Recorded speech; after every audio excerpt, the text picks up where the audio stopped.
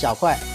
接着往锅里放油，然后把生姜放下来，一定要开最大火，再把牛杂放下来，快速的把牛杂翻炒一下。牛杂炒至7成熟左右，把它过滤出来，然后往锅里来上少许的猪油，再来上少许的花生油。油热之后，先把料头倒下来，小火把它们的香味给炒出来，然后再把芹菜蒜放下来，稍微翻炒一下。料头炒香，牛杂回锅，往锅边来上1圈白酒，大火把它翻炒均匀。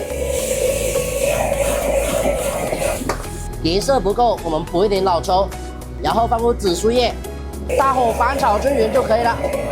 以后牛杂买回来一定要试试这个做法，绝对可以让你吃1享2，回味无穷。